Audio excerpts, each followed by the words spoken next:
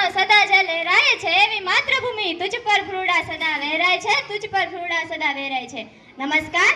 અત્રે ઉપસ્થિત હું વેગળ બંસી આપ સૌને યુવાનોના સપનાનું વિકસિત ભારત કેવું હોવું જોઈએ એ વિશે થોડી વાત કરીશ.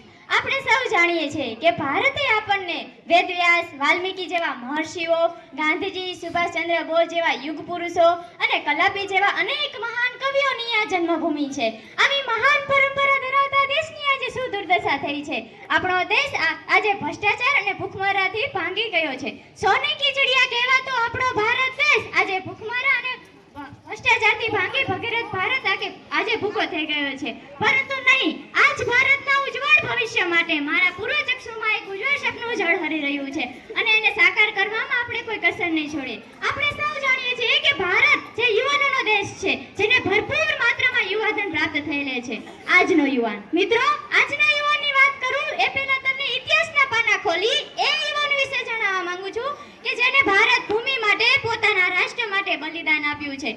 યાદ કરીએ મહાભારતનો એક એવો કિરદાર જે 182 વર્ષ જીવ્યો. વૃદ્ધ હોવા છતાં તેને મહાભારતના સદાય યુવાન જ કહેવામાં આવ્યું. કારણ હું વાત કરી રહી છું પિતામહ ભીષ્મની. તેમને યુવાન કહેવામાં આવ્યું કારણ કે તેઓ જેટલા પણ વર્ષ જીવ્યા તેટલા પોતાના કર્મ, ધર્મ અને નિષ્ઠાથી જીવ્યા છે.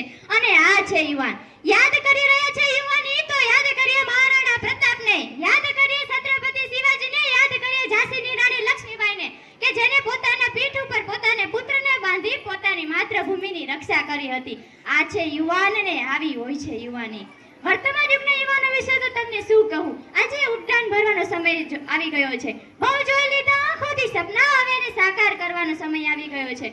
મિત્રો, વર્તમાન યુગના યુવાનો વિશે તો તમને શું કહું. કારણ કે આજે આપણા દેશ આટલું બધું ક્ષેત્ર આગળ વધી રહ્યું છે તેનું કારણ જ આપણા દેશના યુવાનો છે.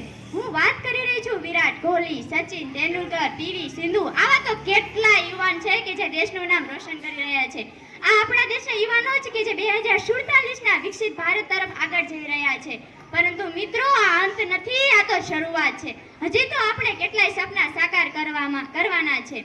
અંતમાં તો તમને એટલું જ કહીશ કે ઘરે ઘરે જ્યાં જ્ઞાની હોય, આંગણીએ આવકાર હોય, સ્વભાવ જેનો સારો હોય ને રામ નામ લેતા હોય, ભક્તિમય સંસાર હોય ને સવારની જે શાંત હોય, સાસને વહુ ભળતા હોય ને સાથે બેસીને જમતા હોય, કાનો ભલે ને કાળો હોય પણ રાધાનો મન તોય રૂપાળો હોય, જ્યાં પુણ્ય તને પ્રકાશ હોય ત્યાં નક્કી શ્રી કૃષ્ણનો વાસ હોય, ત્યાં નક્કી શ્રી કૃષ્ણ વાસ હોય. આ પંક્તિના અંતે હું ભગવાનને એવી પ્રાર્થના કરું છું કે આપણો ભારત દેશ એક દિવસ સાચો વિકસિત ભારત બને અને આપણે પણ સૌ પ્રાર્થના કરીશું કે આપણો ભારત દેશ એક દિવસ ઊંચામાં ઊંચા શિખરે પહોંચે.